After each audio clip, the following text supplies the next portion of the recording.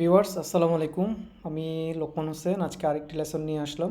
আশা করি আপনারা সবাই ভালোই আছেন। আজকে লেসনে কনসেপ্ট হচ্ছে কনস্ট্যান্টস সম্পর্কে আমরা জানবো। আসলে গোলিংয়ে কনস্ট্যান্টস কী, কীভাবে ডিক্লেয়ার করা যায়, এটার পারপাস কী, কোথায় কাজে লাগানো যায়, এইসব বিষয় নিয়ে। তো কনস্ট্যান্ট হচ্ছে এক ধরনের ভেরিয়েবল যেটার মধ্যে ভ্যালু একবার অ্যাসাইন যদি করা হয়, পরবর্তীতে সেটাকে আর চেঞ্জ করা যায় না। ওকে, সো আমরা একটা এক্সাম্পলের মাধ্যমে বুঝবো। চলুন শুরু করি। তো কনস্ট্যান্ট লেখার সিনট্যাক্সটা হচ্ছে এরকম। প্রথমে হচ্ছে আমাদের কনস্ট্যান্ট যে কিওয়ার্ড আছে সেটা লিখতে হবে। তারপর constant name, that means constant যে ভেরিয়েবলটাকে আমরা কনস্ট্যান্ট বানাতে চাইতেছি সেই কনস্ট্যান্ট ভেরিয়েবলের নেম, তারপর ডেটা টাইপ। সো এই ক্ষেত্রে একটা কথা বলে রাখি, সেটা হচ্ছে ডেটা টাইপটা অপশনাল, দেওয়া যায় আবার চাইলে নাও দেওয়া যায়। তারপর হচ্ছে আমাদের ইকুয়ালস টু দিয়ে ভ্যালুটাকে অ্যাসাইন করব। এই হচ্ছে আপনার কনস্ট্যান্ট ভেরিয়েবল ডিক্লেয়ার করার সিনট্যাক্স।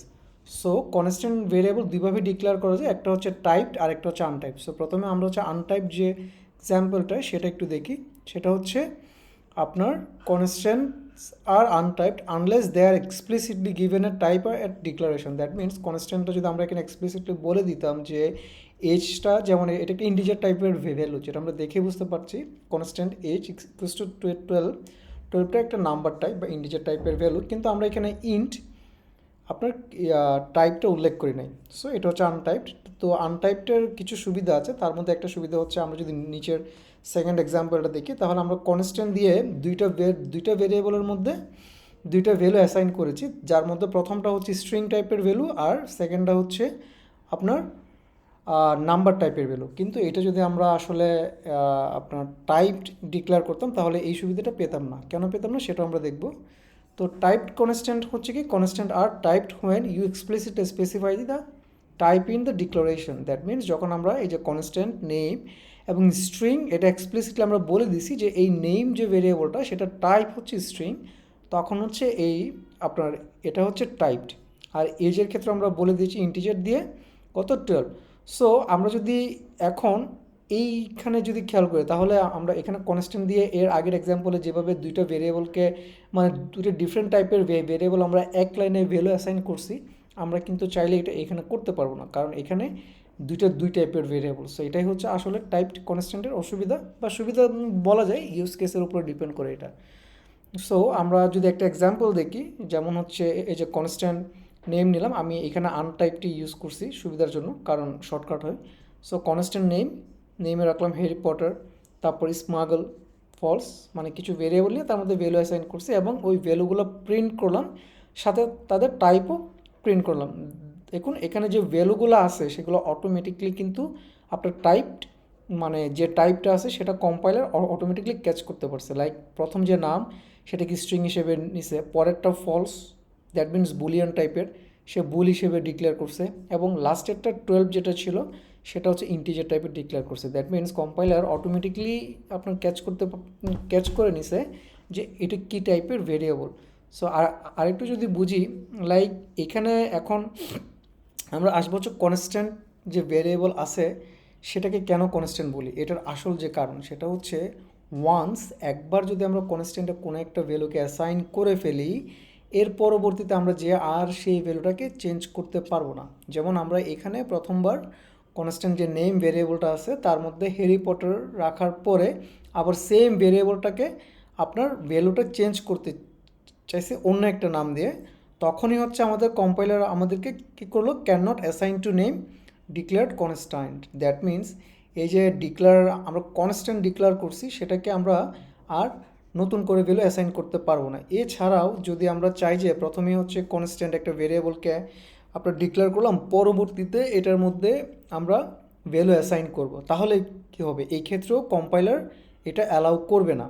কারণ কম্পাইলারে যখনই কনস্ট্যান্ট হচ্ছে আমরা ভেরিয়েবলটা ডিক্লেয়ার করব, ওই ডিক্লারেশনের সাথে আমাদের ভ্যালুটাকেও অ্যাসাইন করে দিতে হবে, আদারওয়াইজ সে কম্পাইলার প্যানিক ক্রিয়েট করবে। সো প্যানিকটা কী হবে, সেটা হচ্ছে এই যে missing value in constant declaration undefined name. That means সে আর সেকেন্ড লাইনে হচ্ছে সে আসলে নেম ভেরিয়েবলটাকে চিনতে পারছে না, আর প্রথম লাইনে সে বলে দিচ্ছে যে ভ্যালুটা মিসিং আছে।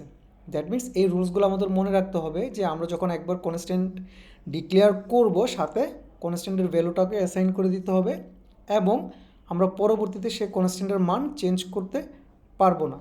এরপরে যদি আমরা আরেকটা এক্সাম্পল দেখি, যেমন হচ্ছে এটাও একটা রুলস যে আমরা শর্ট ডিক্লারেশন যেটাকে বলি, যে এইভাবে হচ্ছে একটা ভেরিয়েবল ডিক্লেয়ার করে, এটাও কনস্ট্যান্টে পসিবল না। সো কেন পসিবল না?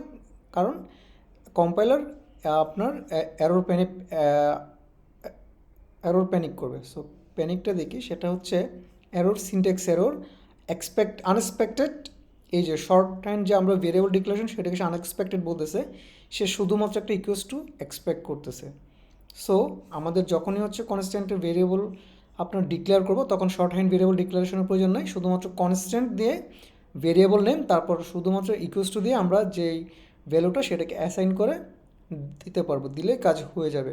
সো এবার হচ্ছে আমরা আসলে দেখি, আমরা যদি কনস্ট্যান্ট ভেরিয়েবলকে চেঞ্জই করতে না পারি, পরবর্তীতে ভ্যালু অ্যাসাইন করতে না পারি, তাহলে কনস্ট্যান্টের ইউজ কেসটা কী আসলে, ঠিক কখন যে আমাদের কনস্ট্যান্ট প্রয়োজন পড়ে। তো কনস্ট্যান্ট আমাদের কিছু কিছু ক্ষেত্রে প্রয়োজন পড়ে, যেমন আমরা জানি পায়ের মান অলওয়েজই 3.1416, এটা কখনোই চেঞ্জ হয় না। তো আমাদের যদি পায়ের মান আমাদের ম্যাথমেটিক্যাল টার্মে বা কাজের কোনো ক্ষেত্রে এরকম যে ভ্যালুগুলো আছে যেগুলোর মান কখনোই চেঞ্জ করা যায় না, যেমন হচ্ছে আপনার জি এর মান 9 না, হুম। তো এই যে চেঞ্জ করা যায় না, এই ভ্যালুগুলো যেগুলো কনস্ট্যান্ট ভ্যালু, সেগুলো আমরা কনস্ট্যান্ট ভেরিয়েবল ডিক্লেয়ার করে রাখতে পারি। সো এখন আমরা যদি কোনো একটা কিছু এরিয়া বের করতে চাই, তাহলে pi constant value into radius, that means radius whole স্কয়ারের যে ইয়াটা সেটা। সো যেহেতু এখানে আমার পাইটা অপরিবর্তনীয়, পাইটা কখনোই চেঞ্জ হবে না, সো আমরা এটাকে কনস্ট্যান্ট দিয়ে উপরে ডিক্লেয়ার করে রেখেছি। আর যদি প্রোগ্রামটা রান করি, তাহলে এই আমাদের আউটপুট আসে। সো ভিউয়ার্স, কনস্ট্যান্ট নিয়ে এই পর্যন্ত। যদি এরপরেও কোনো কনফিউশন থেকে থাকে, অবশ্যই কমেন্টে জানাবেন, আমি এটা ক্লিয়ার করার ট্রাই করব। ভালো থাকবেন।